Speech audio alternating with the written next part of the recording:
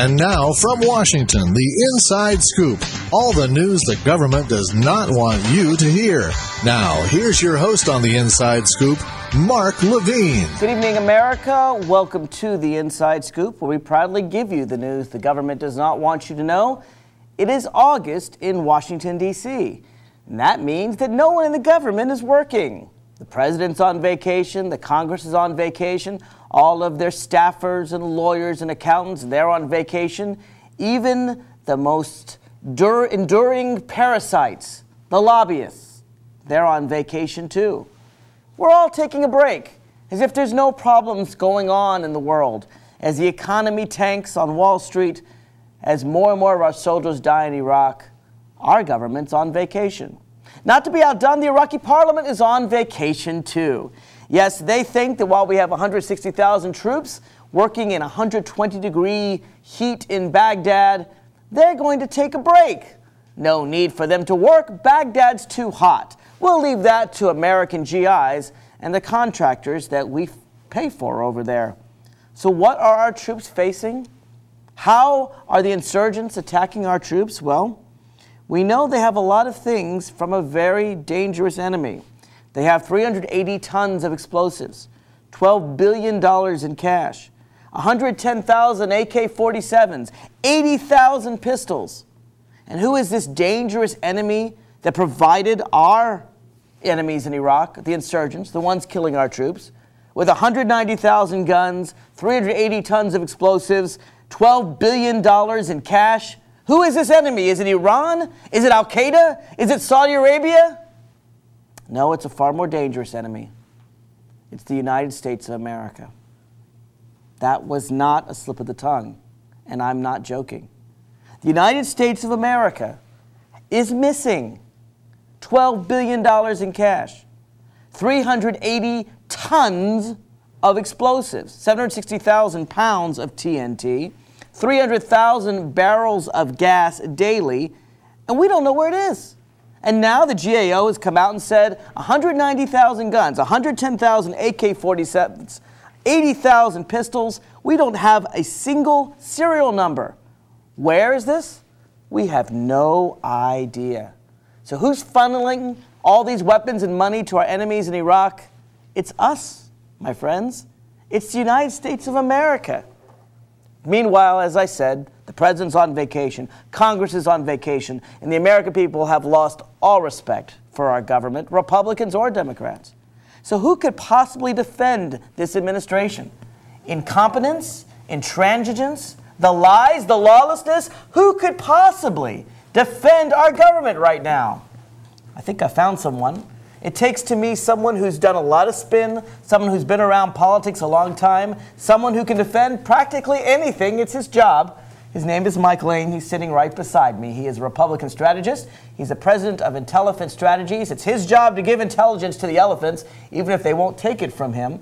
And I'm going to ask him about these missing weapons right now. Mike Lane, welcome to the Inside Scoop. Mark, thanks for having me back. Always a pleasure. It is always a pleasure, and it's always a pleasure to see how you're going to try to spin things that are unspinnable. All right? We know about the 380 tons of explosives. We know about the $12 billion in cash missing. I mean, $12 billion in cash, that's pretty heavy. I don't know how many trailer track loads of $100 bills that would cover. More than you and I have, I'm sure. Certainly. But now 190,000 guns, 110,000 AK-47s, 80,000 pistols. We don't have a single serial number. General Petraeus says it was a clerical error. How are our troops going to fight if they're fighting an enemy far stronger than Al-Qaeda, an enemy called the United States of America that incompetently, I hope, because I certainly hope it's not malicious, but assuming it's incompetence, is still funneling all these weapons to our enemies? Well, not only is it incompetence, but we don't know what kind of incompetence it is yet, Mark. I mean, they're still investigating. General Petraeus says that, you know, I mean, actually the story has changed, I think, 2 times now, and it's still a very fluid, flexible situation. At one time, we thought we had found them, that they weren't lost. Then another time, it was that they never existed. One thing you can count on, General Petraeus is not a game player.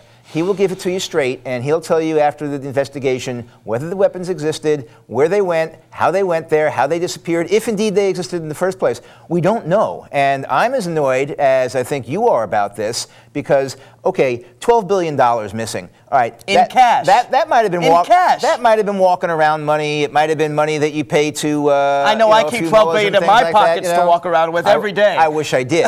but the fact is, the money is just that. It's just money. When you're talking about losing weapons, that's a very serious thing. Much more serious than losing or not being able to account for dollars. And I, for one, and most of my friends, do want an explanation as to where this stuff went. The investigation's not over yet. We will find out eventually what happened. If it is incompetence, somebody ought to hang if indeed they just lost the stuff or if it was stolen because it wasn't being watched or whatever. But I'm willing to wait before I hang someone. I'm willing to wait to find out who gets hung because I don't know who's guilty, if anyone yet. Well, Mike, I mean, you say it's, well, we're going to get to the bottom of this. I remember back in October 2004, 380 tons of missing explosives, 760,000 pounds of TNT. I know how many of our soldiers, sailors, and airmen have died due to IEDs, to improvised explosive devices.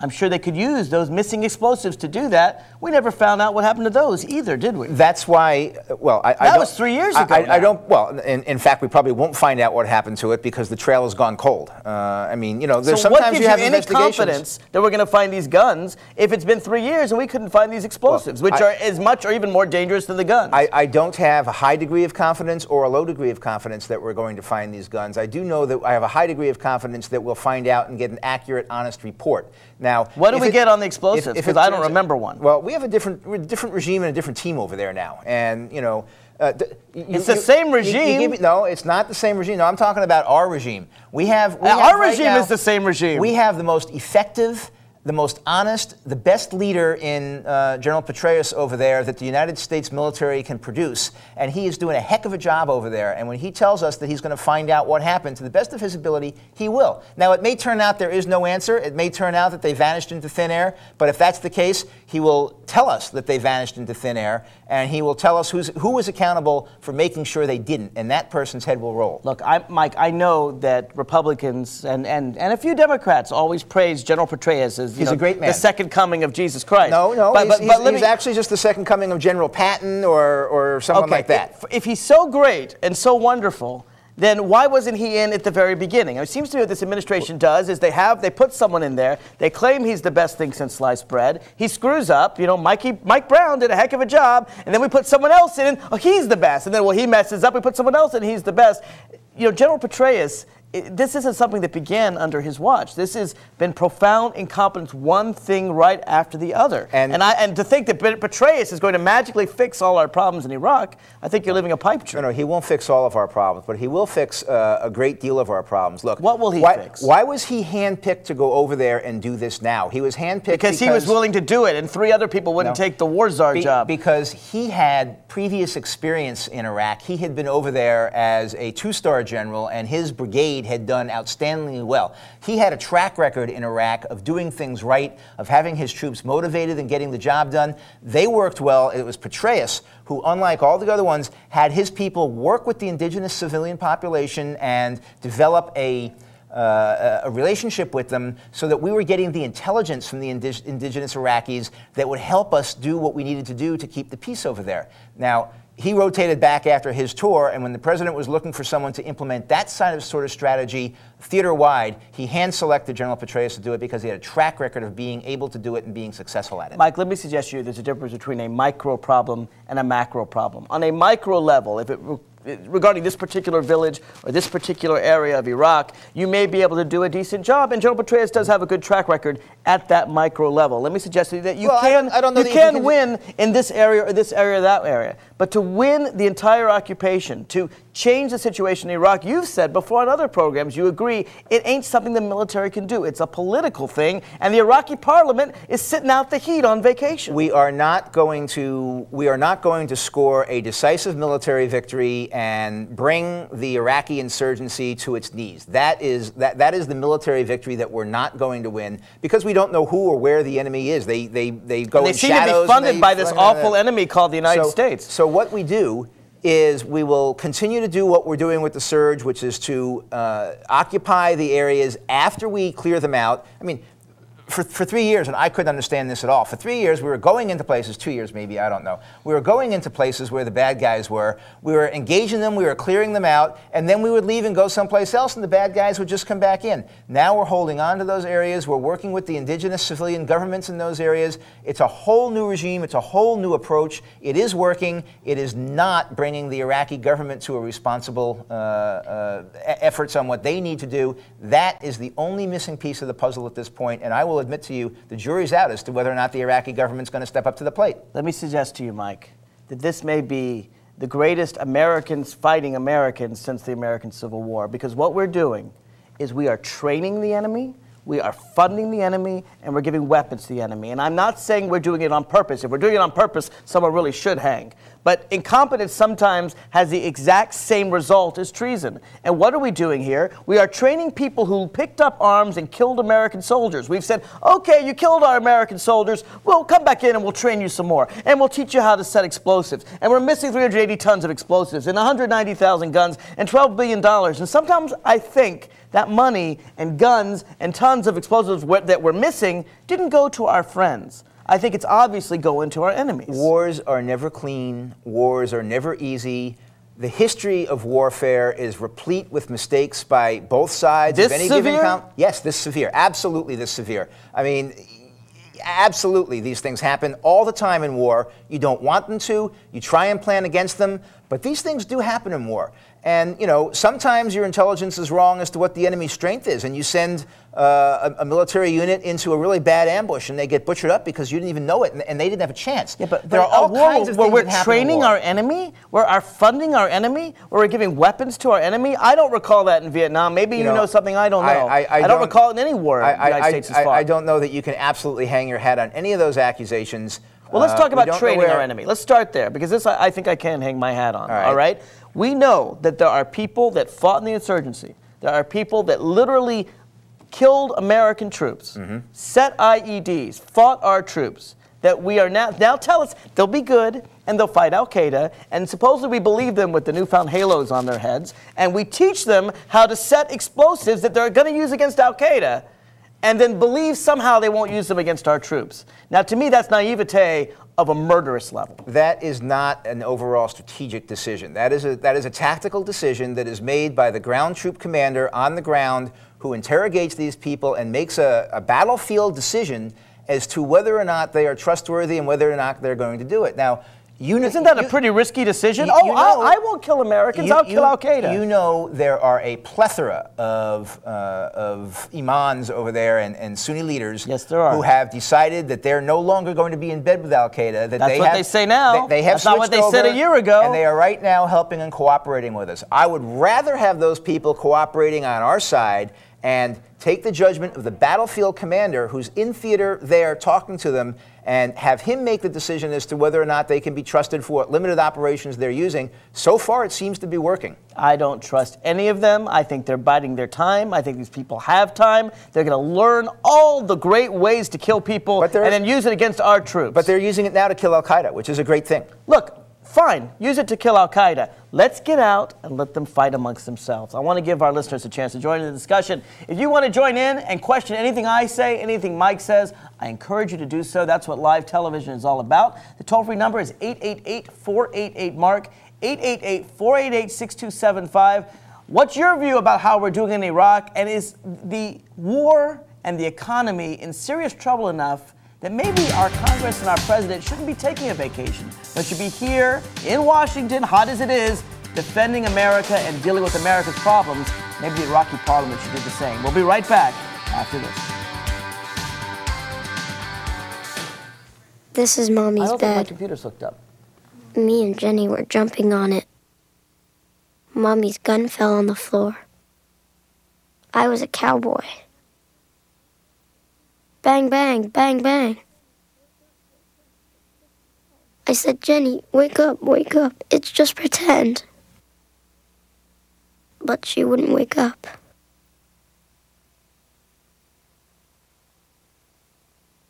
If you give me a fish...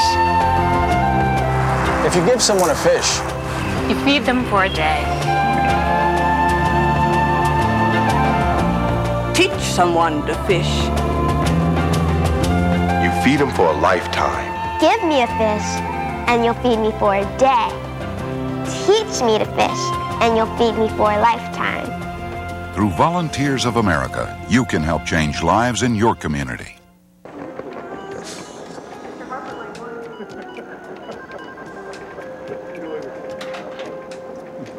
Oh, hey, mister, studied algebra in school and got a better job than I could. You take the last cup. Oh, no, mister. Stuck in an entry-level job because you only learned basic math. I don't have a boss riding my butt like you do, so you take it so you can get back to your desk.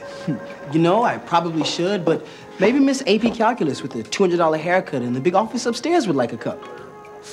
Oh, no, mister. What was your name again? Never mind, it doesn't matter. I'm too busy doing important things to care. I just came down for some sweet and start.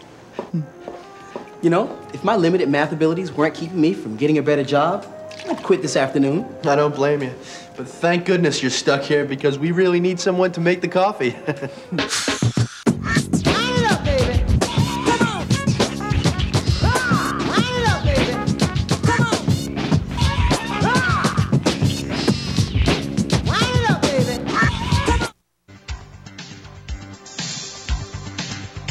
From Washington, back to the Inside Scoop with Mark Levine. Welcome back to the Inside Scoop, discussing the issues of the day. It is August in Washington, and everyone's on vacation except Mike Lane and me. You know, you've got the president, you've got Congress, you got the staffers, you got the lobbyists. Even the lobbyists have gone home. Washington seems like a very empty place, but it doesn't change the problems that America is facing in Iraq. The economy seems to be taking a nosedive because of all the subprime loans. Bush and Cheney did give interviews recently. They only seem to give interviews with people who support their policies or are very easy interviewers. We had Nick Cavuto interviewing George Bush and do so in the most obsequious fashion. We had Dick Cheney go on Larry King. Now, Larry King asked Dick Cheney if he had any regrets on the Iraq War, and Cheney said no regrets. He said mistakes were made, but no regrets. It's amazing to me that at this time, this administration keeps with what they must know is a lie. I mean, if Dick Cheney has no regrets, he's even more evil than I thought he was.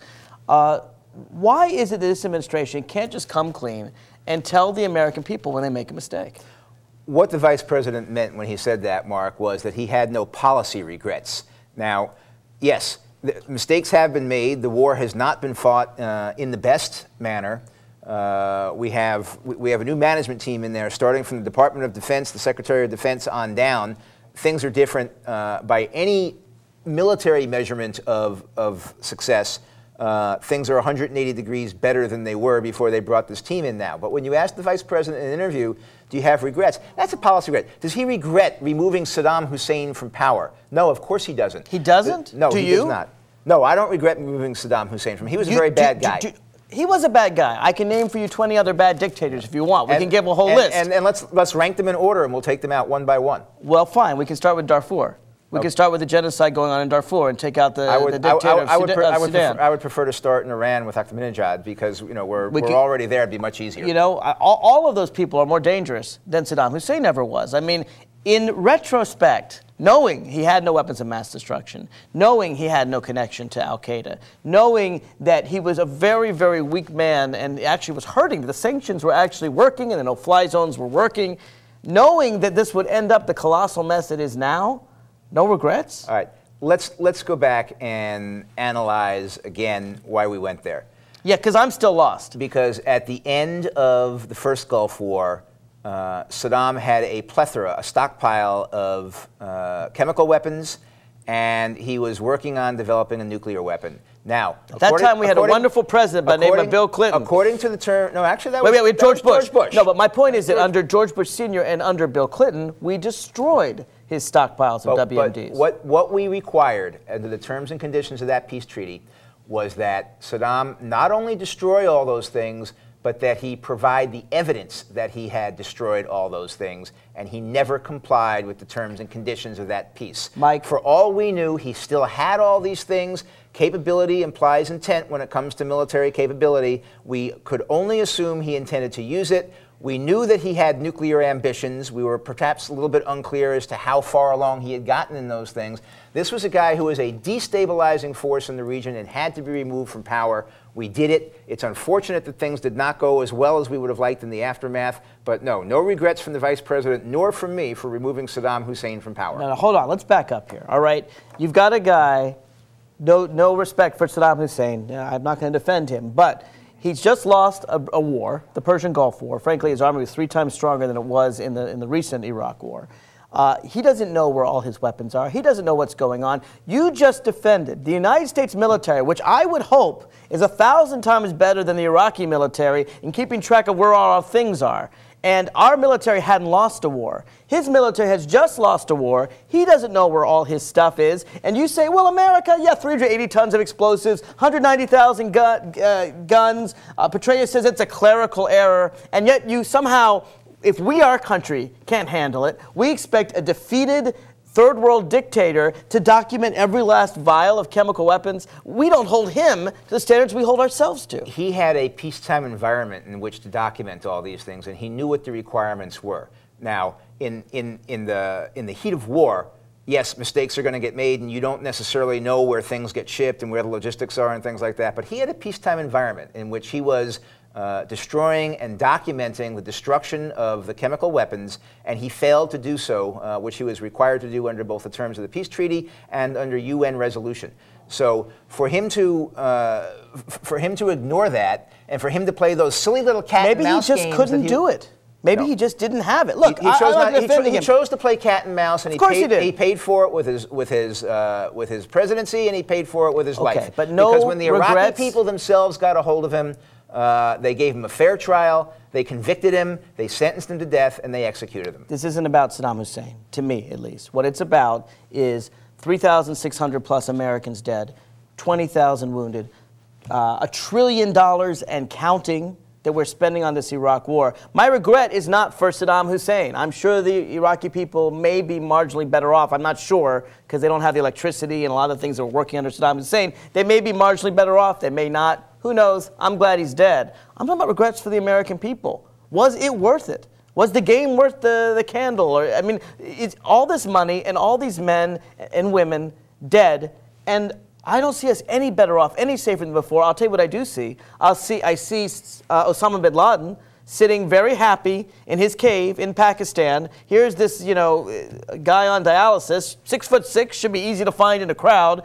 He's doing fine. He's plotting to kill Americans, and meanwhile, we're all in Iraq. Well, first of all, you're sitting there in a cold, damp cave, and you can't. I don't know that it's cold and damp. And you can't even go out, to see the sunshine for fear I don't know that it's. I don't know that. Fear of one of our drones or predators. Fear of whom? Musharraf is protecting him. Our drones are over there, and you know it. Come on, they're patrolling all the time. When Barack Obama said in a Democratic debate that if we had actionable intelligence and we knew where Osama bin Laden was, if he were president, he would take him out, notwithstanding anything Musharraf said. He was roundly condemned by every single member of your party. Actually, oh my God, how could Barack Obama say such a thing? My recollection was it was Hillary Clinton. She condemned him too, but also the Republicans. Every one of them did. Well, it's a reason. I think he was right. Do you? No, I don't, because you need to work with Musharraf.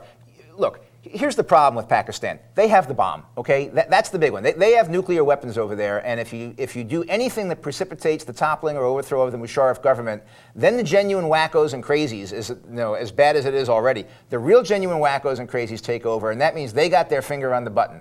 And look, if Musharraf were getting the job done, that would be fine. If Musharraf were actually, listen, I agree. I'd be the first to tell you, as a Democrat, let them handle it internally if they can. If Musharraf is actually going out, searching for Osama bin Laden and going after him, great. If we can give him actionable intelligence and he'll take us up on it, fine. But if he won't, America has to defend itself. I don't think that we're going to get in a nuclear war over Pakistan if we drop a bomb on Osama bin Laden. Well, no, it's not getting in a nuclear war. It's does Musharraf lose his country? Do his people, who generally don't support him all that much, do they rise up? So does this mean that a person in a rebellion and take him out of office? It seems to that's the real key to this whole thing. You can't lose Musharraf in power because the next guy in line is going to be a disaster. So a man can come to the United States, murder 3,000 Americans, go to a place with impunity, and we can't harm him because we're afraid of something worse? No, absolutely. I mean, who's the toothless tiger here? I thought the Republicans were supposed to be the party that protects America. Here I am, a Democrat, saying, look, sometimes American interests trump the unknown. And I think we need to do self-defense. And Osama bin Laden President Bush once said, we will take him dead or alive. Right. He didn't mean it, did he? Yes, he did. And in fact, anybody would do what Obama promised. What you don't do is you don't promise it in public debate so that the Pakistani people can hear it and start putting pressure internally on their own government to resist that. This is the kind of stuff that you do with diplomacy. It's the kind of stuff you do behind the scenes. When we get actionable intelligence, what you do is you give the Pakis about a 3-minute minus head start on it. Instead of giving them a heads up, you give them a heads down. After we're in there and about to close the deal, that's when you inform them what we've done and how we're going to do it. That's okay with me, but that's what Barack Obama was saying. And you don't say that in the public open forum. That is the absolute worst thing. I believe in telling the truth to people. Now, I know that Republicans never want to tell people the truth. Obama's a 46-year-old neophyte with no experience. He's 2 years. Right. He's 2 and years he was out, right no, on this. He was dead wrong. He's 2 years out of the Illinois Senate, where he was probably debating, how to pass traffic fines and stuff like that. He's got no foreign policy experience, and he blew it by making that public comment. Absolutely blew it. For someone like you who defends a governor from Texas, the weakest governor in all the 50 states, who's been in office a mere 8 years and is only there because he's son of the president after having 40 years on drugs and alcohol, to complain about Barack Obama's experience, he has none. Harvard law grad and everything like that. Harvard law grad. You know what? Harvard law grads are part of the problem, not part of the solution. I'll tell you what, we have a caller on the line. We're going to have to go to a break real soon. So, George from Fairfax, state your question, but I want you to stay on the line after the break. I want to hear more from you. Go ahead, George. I appreciate that. Mr. Levine, I think you're doing a wonderful job of presenting your show, and I do appreciate it. But it's interesting that your guest there reflected on Barack Obama having no foreign policy experience. When George Bush got into office, after he got into office, he went to Biden on the Foreign Relations Committee and asked him for advice because he'd never been out of the country. Now, and you're saying that Barack Obama, and look at the expression in your face. I mean, I don't know what kind of medication you're on, but please let us all know because it looks good. The world you're living in, it just sounds wonderful. But getting to two more important points, I think. First of all, the memo that Bush relied on about the yellow cake from Nigeria would have been discovered as being a fake by a high school kid. I mean, a high school kid could have figured this out. When the signature on the memo was signed by somebody who had left office 2 years ago, it was dated 2 days after the postmark on the thing. These are basic, elementary things that to someone, like I say, a high school kid, might give it away as a fake. George, hold on. Yeah. I'm going to give you a lot of chance. You've raised some very good questions, and I'm going to make Mike answer each and every one of them. I promise to you, and I'll even let you ask some more, but we have to go to a quick break. Okay, if you want to join George in grilling Mike or me, 888-488-MARK. We'll be right back after this. I, George Walker Bush, do solemnly swear that I will faithfully execute the office of President of the United States and will, to the best of my ability, preserve, protect, and defend the Constitution of the United States. So help me God.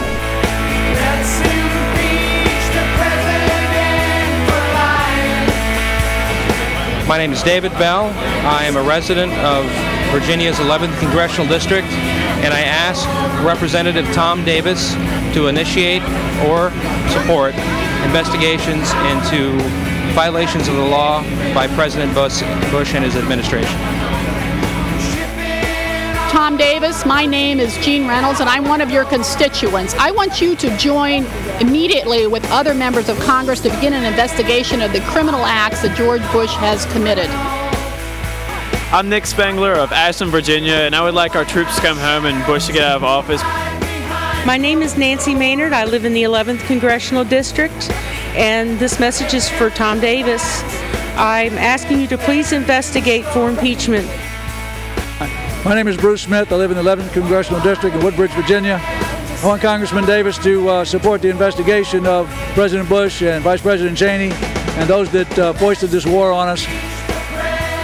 Hello, Congressman Davis. I'm Carrie Plonson from the 11th Congressional District, and I'd like you to take immediate action to investigate George Bush and his offenses and leading this country into a war that's unwarranted and there is no solution for.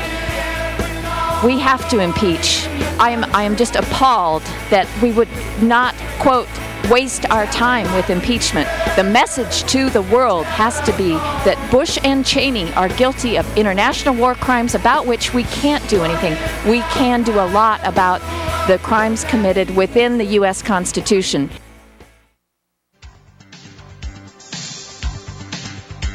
From Washington, back to the Inside Scoop with Mark Levine. Welcome back to the Inside Scoop, discussing the issues of the day. We're not on vacation, even if the rest of Washington, D.C. is and Baghdad is.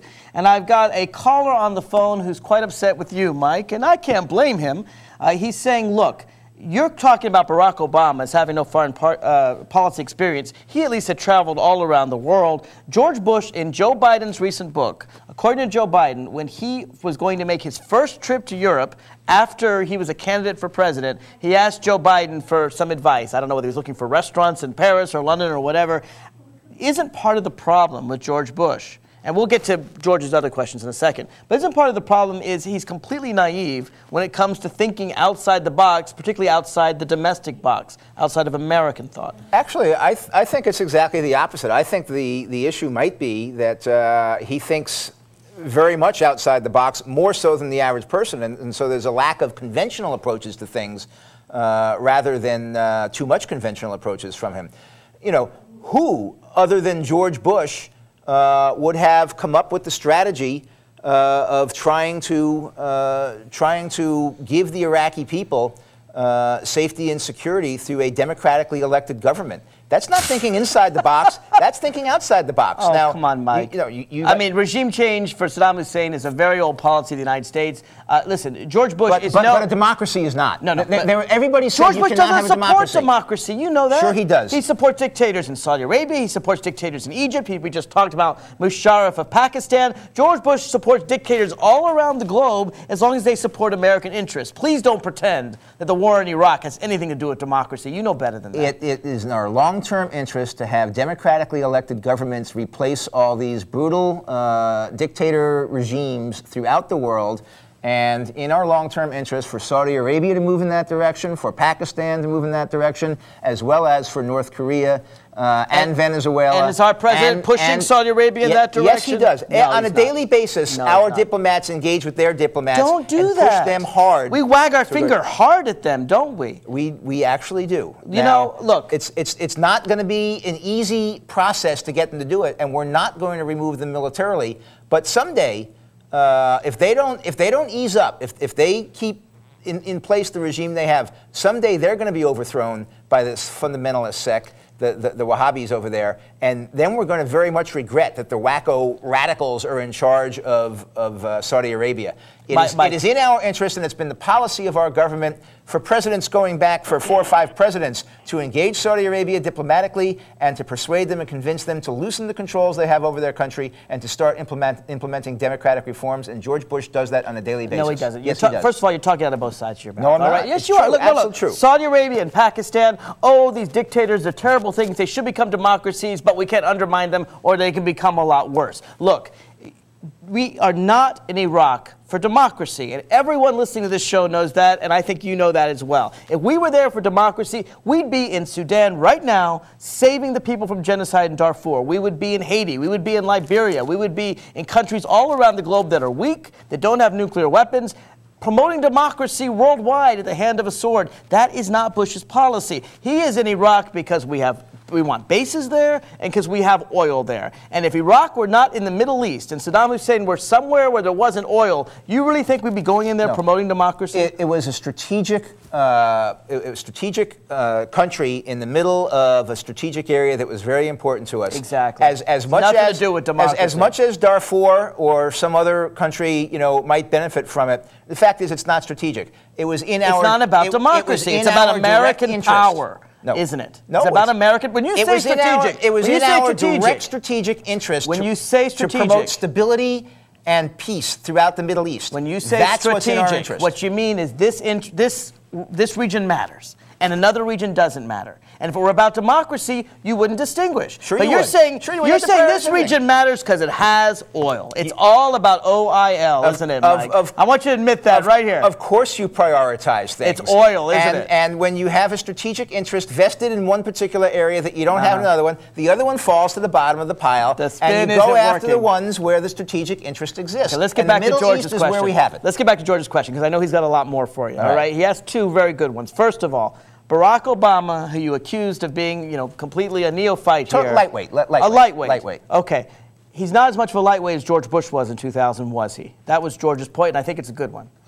He knows a lot more about the world than George Bush did in 2000. George Bush never made the mistake, whether he was appropriately trained or whether he was briefed or whether he just knew it, I don't know. But George Bush never made the mistake that Obama made, which is to publicly threaten to go into Pakistan with or without the permission of the Pakistani government. That was a huge mistake. Because he didn't even know the guy's name. Do you remember in the election? They asked him to head to Pakistan, and he didn't even know Musharraf's name. It seems to me that talking about neophytes, there's one guy, you may disagree with what Barack Obama said. I happen to agree with it. Huge mistake. But whether you agree or disagree with it, at least he knew enough to talk about the country and its leader. George Bush didn't even know the guy's name. Talk about neophyte. All right, let's talk about where your party is on this, because going into that debate, Barack Obama was a mere 8 points behind Hillary Clinton.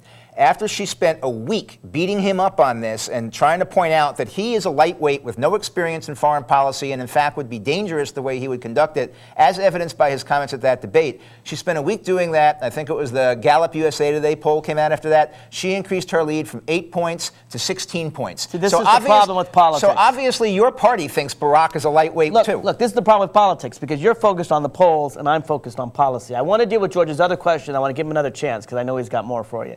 What about the yellow cake? I mean, here it is, as Joe Wilson has said, despite the fact that you've got a whole bunch of right-wing judges that aren't allowing the truth to come to the American public, it's very clear that this was a forgery and a lousy forgery. And yet, George Bush said to the American people those famous 16 words that the British have learned, that there's intelligence, that it was all a lie. And not only was it a lie, he knew it was a lie, and he knew it was a lie so much so that Dick Cheney had to take out Joe Wilson's wife in order to hide that lie. Now, why can't he just come clean and say, we lied because we wanted to get us into war in Iraq? Let me tell you where you and George are dead wrong on this, All okay? right. First of all, the president doesn't sit there and examine with a magnifying glass any little piece of paper that comes out of something. That's why you have intelligence analysts over at the CIA and other intelligence agencies. He just does what Dick Cheney tells him to do.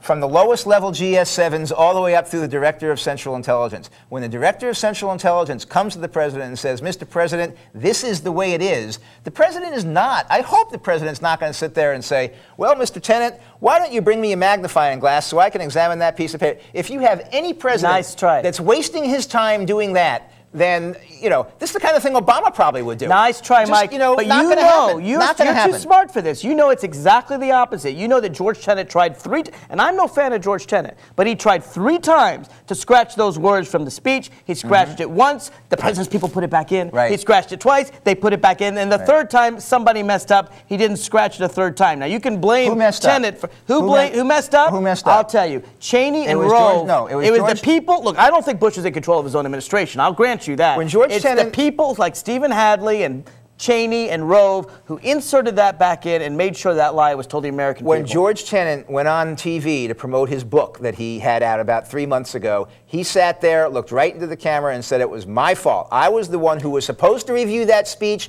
and I did not. I was twice he took it out. Derelict in my duty. The third time he was derelict. The speech. He was derelict the third time. My question is who inserted it all 3 times? And the answer is someone who's not being truthful to the American people. George, you got another question. Go for it. Well, it's interesting that he should raise the memo and reflect on Tennant's approval of it as being evidence that Saddam is obtaining 500 tons. Do you realize how much 500 tons of yellow cake is? That's enough to destroy the U.S., not just one little bomb or something. I mean, the magnitude of the order that was put on the memo is just a joke, a comical. But what's more important is that what you're missing here, you're trying to allay the blame to somebody like Tennant or something like that. This was a pre-planned burglary. Wolfowitz was planning with one of his ex-college buddies, one of the prime ministerial candidates for Iraq. When they got in, when they took over, they conspired. They went in and burglarized the embassy in Rome. And this also, what makes it so ridiculous that you realize that this was planned is the only valuable thing in that embassy room was somebody's watch.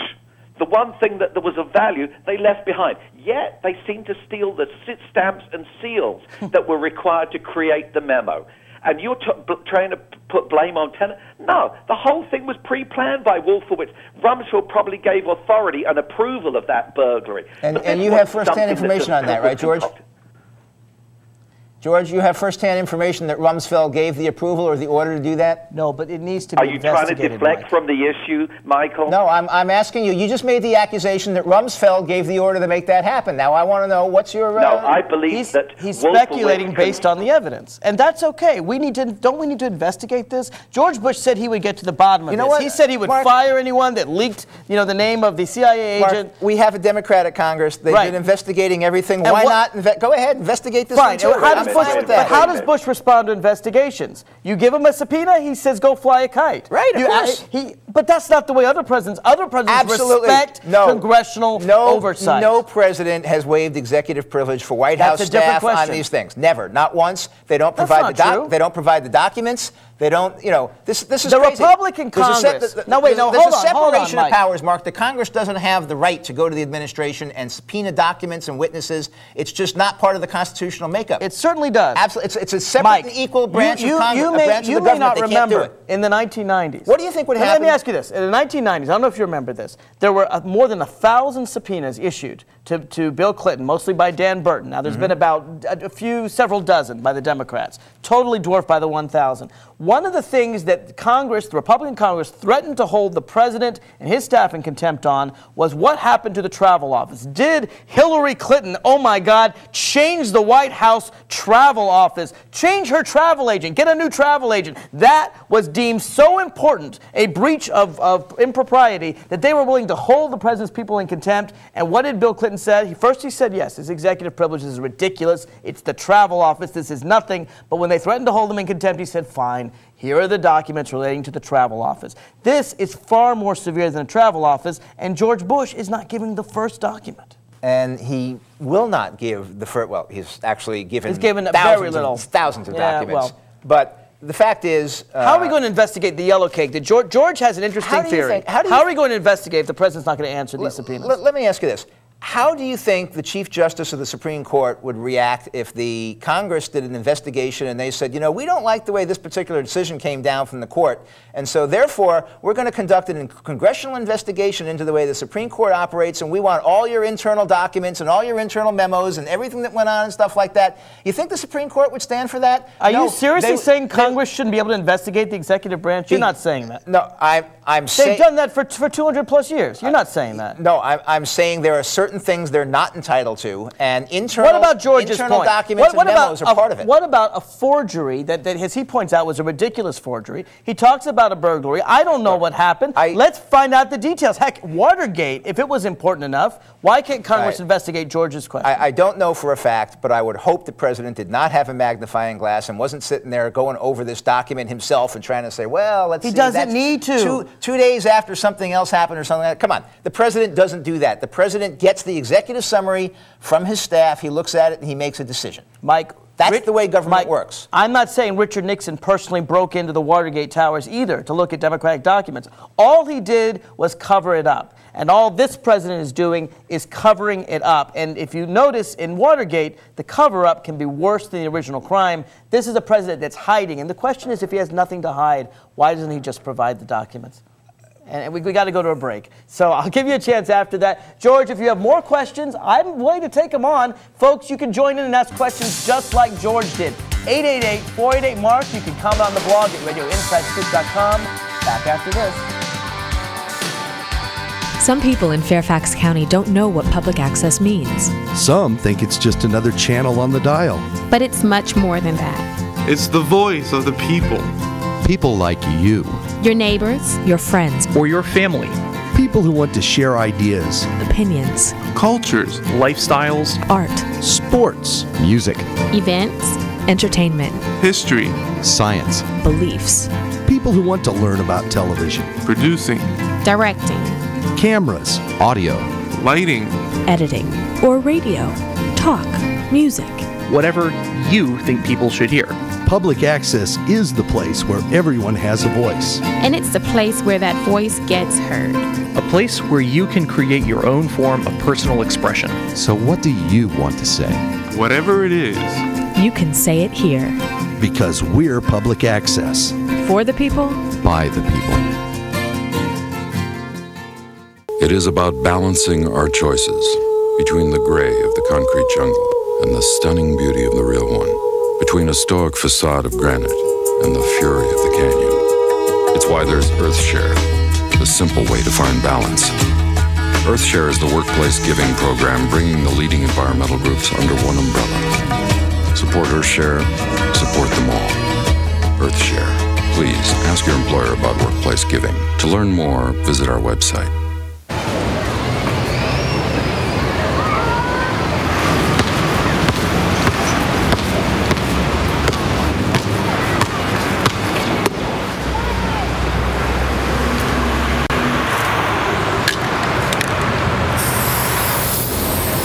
Thousands of kids in this country have everything it takes to go to college, except the money.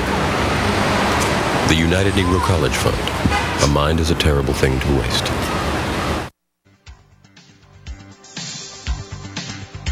From Washington, back to the Inside Scoop with Mark Levine. Welcome back to the Inside Scoop. Most of official Washington is on vacation, but heck, it's still hot and heavy with Mike and me, as it usually is, debating the issues of the day. There's still time for you to join in the discussion. The toll-free number is 888-488-MARK.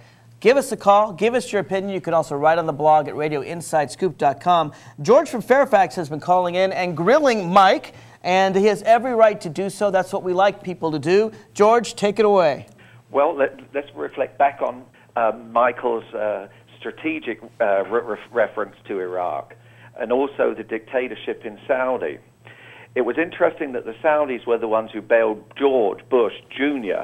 out of his oil deal in Texas. Arbusto. It's also interesting that it was the Saudis who seemed to be able to fly a plane out of the U.S.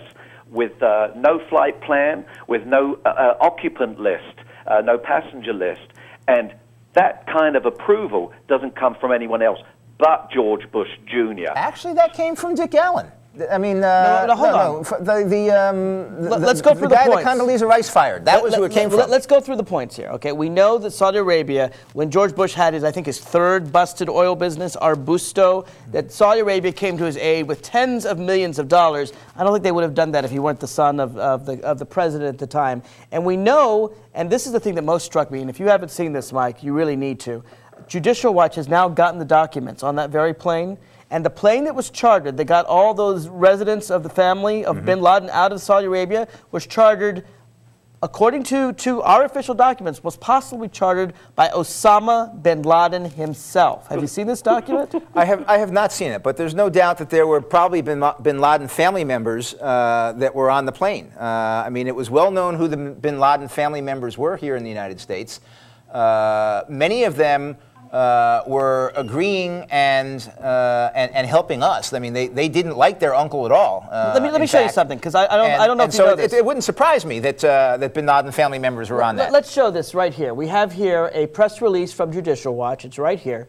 Let's see if we can show that up on the screen, because it was amazing. It just came out in June 2007. Judicial Watch, which is an organization that was against Bill Clinton very strongly, releases new FBI documents. Osama bin Laden may have chartered Saudi flight out of U.S. after 9/11. The document states, is a direct quote from the document, on 9/19, a plane left Los Angeles. The plane was chartered either by the Saudi Arabian royal family or Osama bin Laden. This is from our FBI. U.S. enemy number one, person who murdered 3,000 Americans within 8 days. After murdering 3,000 Americans, he may himself have chartered a plane to take his family members out, and we're not concerned? No. These family members that were here were not fans of his. In fact, they cooperated with our government. He may have charted it himself. Judicial Watch may have charted it. You know, no. Who's the guy that runs Judicial Watch? This is from the FBI. This is a guy. No, it's Larry Clayman or something like that. I mean, this is a guy who can't get along with anybody. This is the actual document. This is the actual document. Here, you want to see the document? We'll show it up on the screen. This isn't Judicial Watch making something up. This is from our FBI. We're going to wait till it loads up on the computer right now. All right. I'm going to show you the actual document. You got it. They got it under the Freedom of Information Act. Here it is, Exhibit E in a court file. Boom. Look on the screen. Federal Bureau of Investigation. Can we show that up right now? Federal Bureau of Investigation. I know it's hard to see, and it says right here. Let's just scroll on down. It's been declassified, and here it is. It says that this Ryan flight went to Orlando. The plane was chartered either by the Saudi Arabian royal family or, right here, Osama bin Laden. Now, here it is.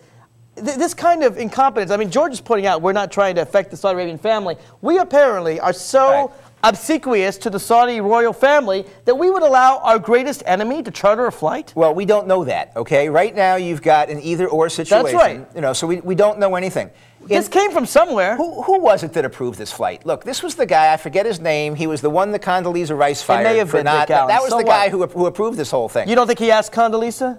You don't think? No, he approved it by himself. He. Why haven't I? In his 60 minutes interview, he said that. If this was a renegade Bush no, it wasn't a renegade. It was just the standard. This is what would be done under the circumstances. How come we have never heard anyone in the Bush administration condemn this flight? Why not say, look, some guy at lower down made a huge error. He's been fired. Why is there no accountability ever in this administration? Why not say, this guy screwed up, he's been fired? No, they defended that decision. Every one of them. Cheney's defended the decision. Bush has defended the decision.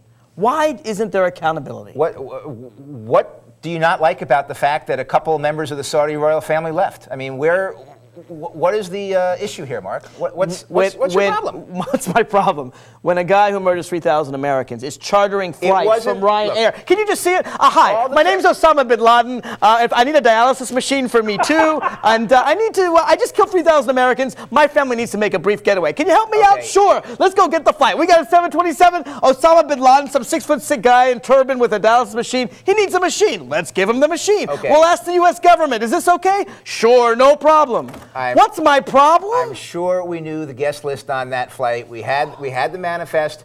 No one got away that was at all under suspicion. That's not true either. Anything like that. That's not true either. All right, who was on that flight that got away? Prince, what was his name? Ahmed. His name was Prince Ahmed. We know, for example, that when we took, we had people that we were interrogating. In fact, one of the things, this is in, I think it's in Ron Suskind's book.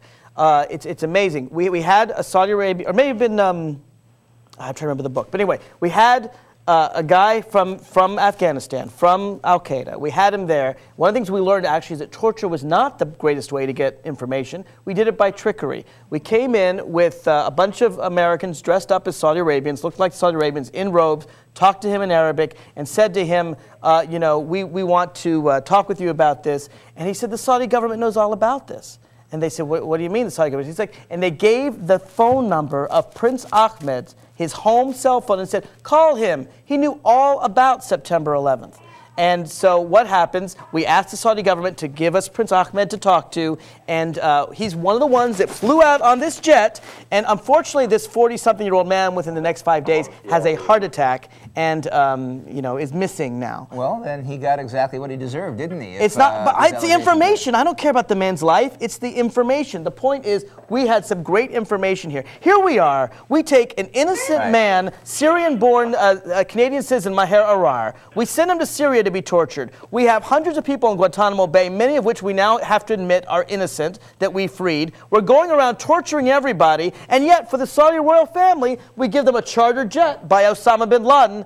I'm saying we should be tougher on these people. If the story, as you just related it, reflects more or less the facts, let's just say I'll send it to you. I'll grant you a license for 25% errors in there, just because it's a wild story.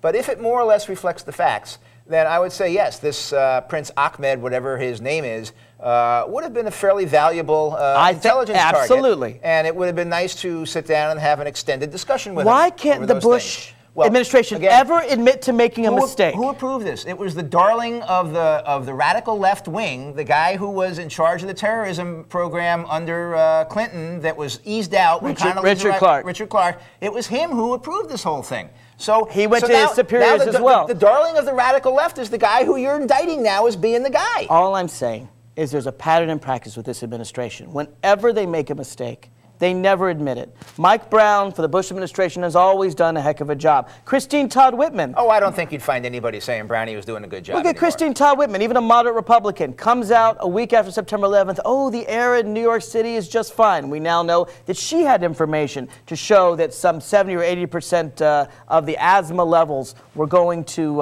high levels. She didn't tell us about that. Whether it's the yellow cake memo, whether it's the missing guns, missing explosives, we cannot get a straight answer from this administration. And when Congress investigates, as they have every right to do, the administration stonewalls. I agree. Congress has every right to investigate. They've got 300 current active investigations going on. You know, they're probably going to add 70 or 80 more, and then 70 or 80 after that. They could use 700 or 800 more. They can do whatever they want to do. But there are certain things they're not going to get, and they're not going to get documents dealing with internal decisions and debates within the administration, and they're not going to get, they're not going to successfully subpoena a member of the president's personal staff. It just is not going to happen. They don't have the right to access those particular materials. Now, somehow I think that if with a Democratic president and a Republican Congress, you'd be arguing exactly the opposite, wouldn't you, Mike? I'll toss him out. Burton was dead wrong. You know, when he was giving Did you say that 10 years ago? Yes, I did. You did. I'm going to look for that was an on the record. Burton was an embarrassment. He was out of control. His colleagues didn't I like him don't remember or Republicans complaining about the 1,000 subpoenas on the travel office. You know what? Burton was out of control. They said so quietly. Burton is not our best foot forward, and I'll leave it at that. My point is this. It seems to me that Republicans are after power. And that's okay. Democrats are after power, too. Democrats are after power, too. But Democrats understand that there are restrictions in the law. I'll pull out my old friend, the Constitution. That there are things in here that restrict what the president can do. And Congress has an absolute right under this document to find out what's going on. Just the case of Gonzalez is very clear. We have the U.S. prosecutor case. You have Monica Goodling admitting that laws were broken. And now the administration is saying, oh, we're not going to tell you what happened. We're going to completely stonewall you. One of the things the Supreme Court found in the famous case of United States versus Nixon, when they made him turn over the tapes with the 18.5-minute gap, is when there is a criminal investigation, then Congress's right to investigate is at its fullest. And if this court has any respect for this document, the Constitution of the United States, they're going to force the president to obey it. And Congress has every right to go to the court and to ask for a judicial order to make all those things happen, and let the chips fall where they may. But if I was the president, I would not be cooperating with witch hunts and other ridiculous stalling tactics. What's Congress done other than investigate? Nothing. They've accomplished absolutely nothing this year. Unfortunately, they need to act a lot stronger because the Republicans are filibustering everything. The Democrats don't threaten the nuclear option like the Republicans did. I wish them and they're rolling over for things like warrantless wiretapping and other things. I hope the Democrats come back in September loaded for bear to defend the Constitution of the United States and everything it stands for. Mike Lane, thank you for coming here on the Inside Scoop. Thank you, George. You were a terrific caller. Tune in for more information at radioinsidescoop.com.